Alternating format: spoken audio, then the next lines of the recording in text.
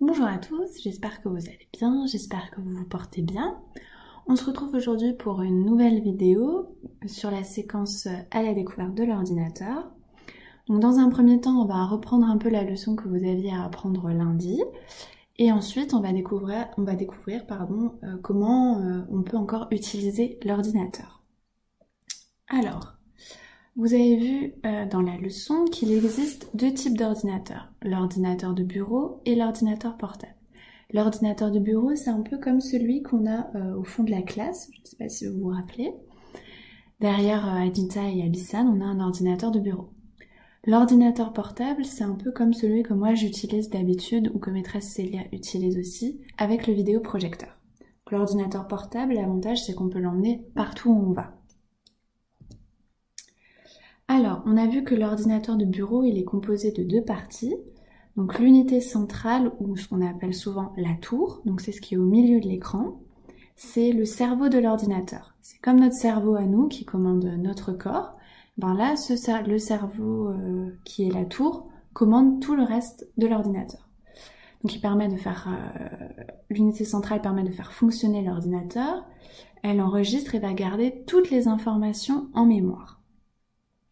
Ensuite, à l'unité centrale, on peut connecter d'autres éléments qui sont les périphériques externes.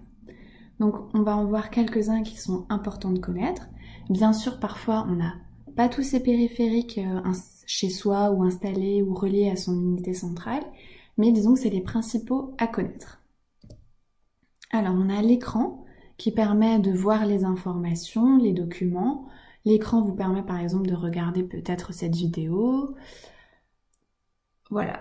Ensuite, on a le clavier. Donc le clavier, c'est ce qui vous permet d'écrire, c'est ce qui vous permet de remplir les documents qu'on vous envoie, d'écrire des mails, etc. La webcam, donc ça c'est une caméra qui est reliée à l'ordinateur et qui peut prendre des photos et des vidéos. Alors, on n'a pas toujours de webcam et souvent sur les ordinateurs portables, maintenant la webcam elle est intégrée à l'écran. Souvent elle est tout en haut de l'écran.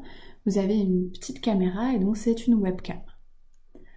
Ensuite, on a l'imprimante. Donc, elle permet d'imprimer des images, des textes provenant de l'ordinateur sur une feuille de papier. On peut par exemple aussi, sur certaines imprimantes, imprimer des photos sur du papier à photo. C'est des imprimantes qui sont plus particulières. Ensuite, on a la souris. Donc, c'est ce qui permet de déplacer la flèche sur l'écran. Donc, juste après ça, on verra comment utiliser la souris sur l'ordinateur. On a ensuite la clé USB, donc ça c'est ce qui permet de lire et d'enregistrer des images, des textes et des vidéos.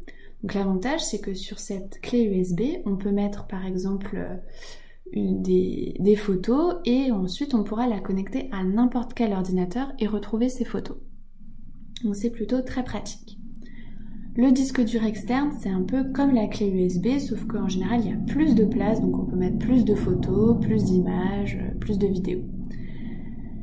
Il y a ensuite les haut-parleurs ou enceintes. Donc ça, c'est ce qui vous permet d'écouter les sons provenant de l'ordinateur.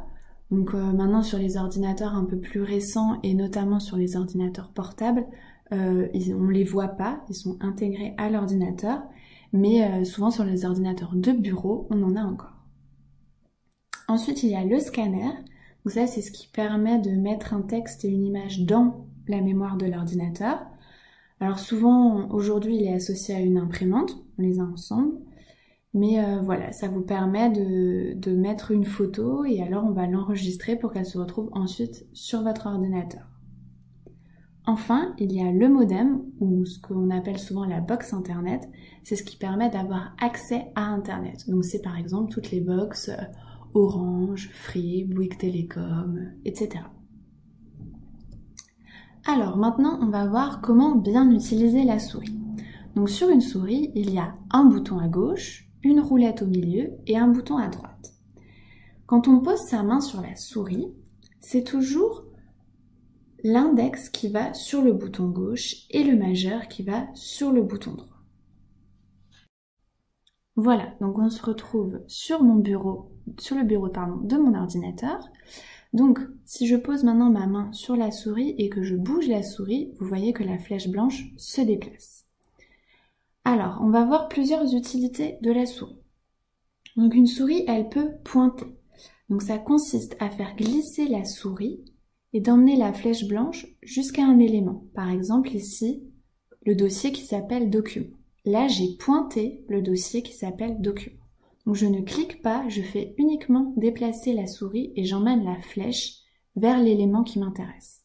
Par exemple, je peux pointer vers le navigateur Google Chrome. Là, j'ai pointé vers Google Chrome. Je ne clique toujours pas, je déplace simplement la souris. Maintenant, on va voir ce que c'est que cliquer. Cliquer, c'est avec votre majeur, vous allez appuyer sur le bouton gauche de la souris, comme ceci. Et voilà, là, j'ai cliqué sur Google Chrome. Donc on peut le voir en plus, il y a un petit rectangle qui s'est formé autour de l'image de Google Chrome. Maintenant, par exemple, je vais cliquer sur le logiciel Word. Je clique avec mon majeur sur le bouton gauche et voilà, j'ai cliqué. Maintenant, on va apprendre à double-cliquer. Donc par exemple, je peux double-cliquer sur Google Chrome. Donc je fais 2 clics très rapides et c'est ce qui va me permettre d'ouvrir ici le navigateur, mais aussi d'ouvrir un logiciel, comme on le verra après. Donc là, je fais 2 clics très rapides sur le bouton gauche avec mon majeur, mon index, pardon. Et voilà, vous voyez que là, le navigateur s'est ouvert. Je le referme grâce à la petite croix à droite. Maintenant, je peux ouvrir par exemple Word, je double-clique et Word s'ouvre. Voilà. Donc maintenant que Word est ouvert, on va en profiter pour apprendre à sélectionner. Donc, je vais écrire une petite phrase.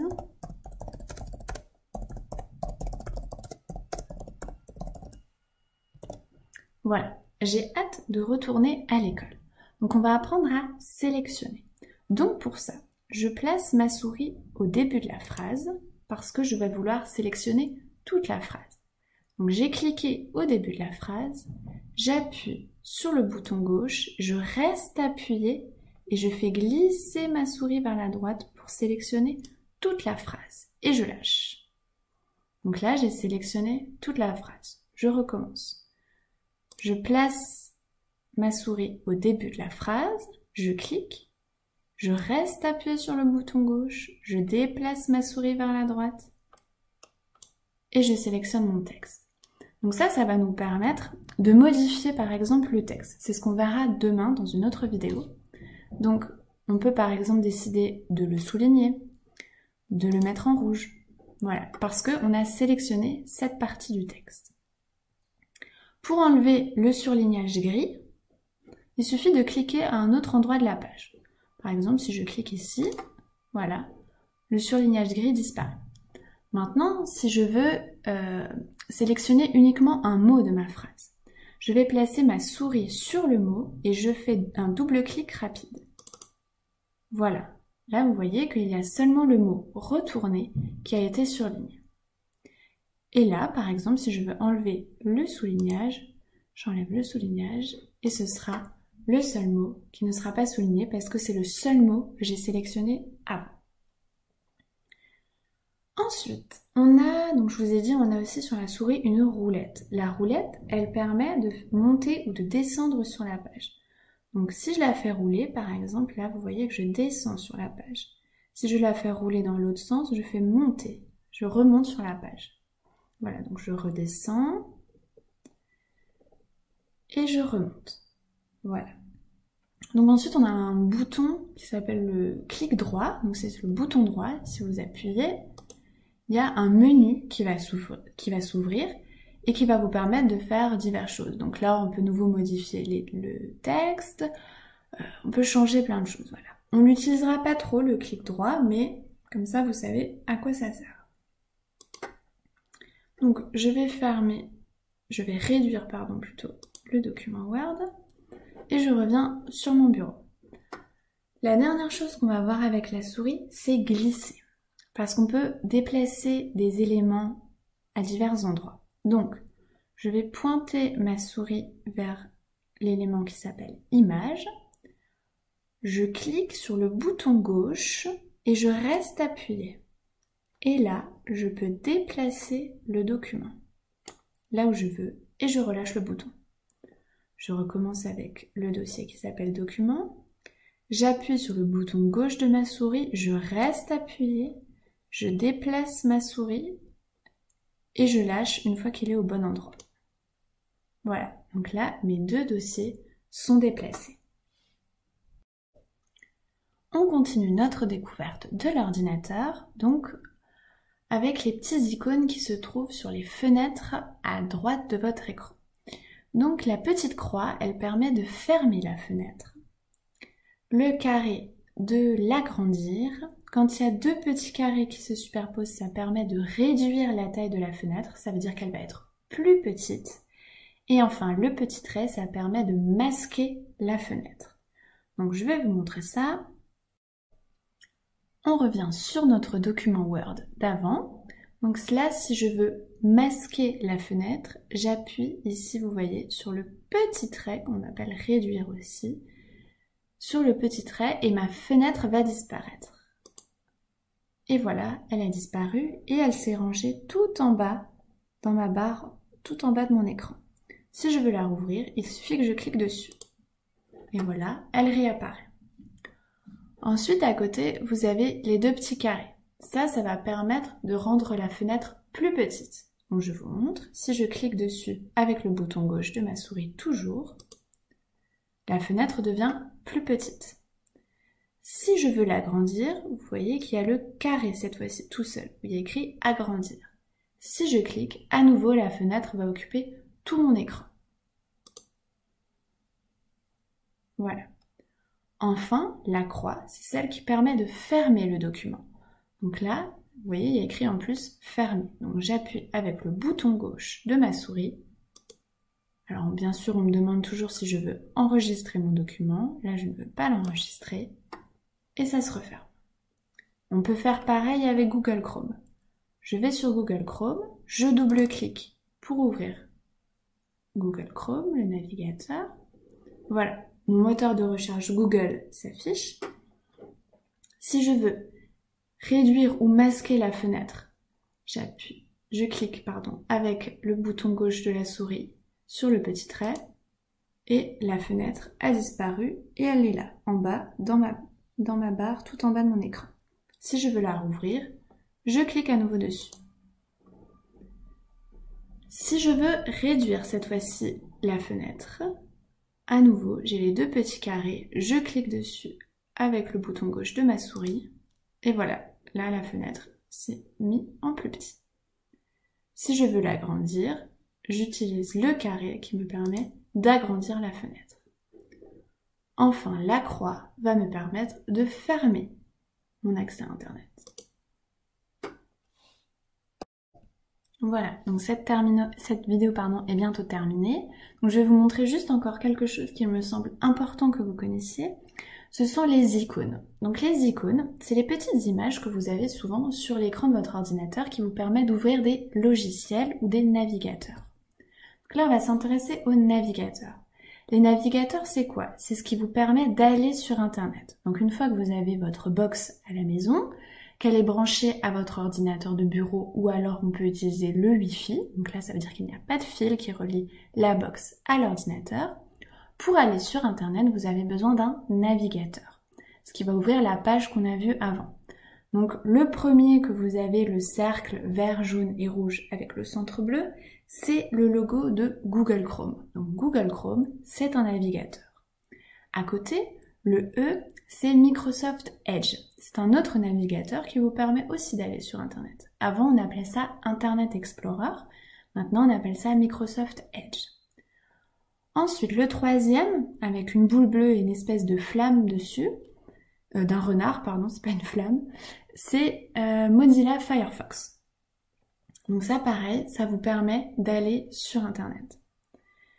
Enfin, en bas, vous avez un O rouge, c'est le O de Opera, qui est un autre navigateur. Et le dernier, qui est une espèce de boussole, c'est Safari, c'est celui utilisé par les téléphones et les tablettes Apple.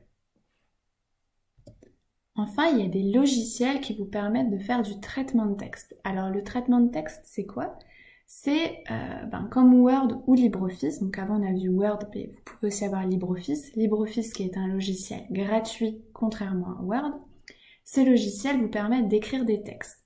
Donc nous par exemple avec Maîtresse Célia, les documents qu'on vous envoie, on les tape soit sur Word, soit sur LibreOffice, vos leçons, vos exercices, etc. Et après on vous les envoie. Donc ça, c'est des logiciels de traitement de texte. Ça permet de faire du texte, d'écrire. Les personnes qui écrivent des livres aussi écrivent sur ces logiciels-là. Voilà. Voilà, donc c'est fini pour cette vidéo. J'espère que ça vous aura plu. J'espère que vous aurez bien tout compris. J'ai essayé d'être la plus claire possible. N'hésitez pas à la regarder plusieurs fois pour bien tout comprendre. Si vous avez des questions, comme toujours, on est à votre disposition avec Maîtresse Célia, donc n'hésitez pas à nous envoyer des SMS, des mails ou même à nous appeler, on répondra à toutes vos questions. Et puis voilà, demain on verra le traitement de texte.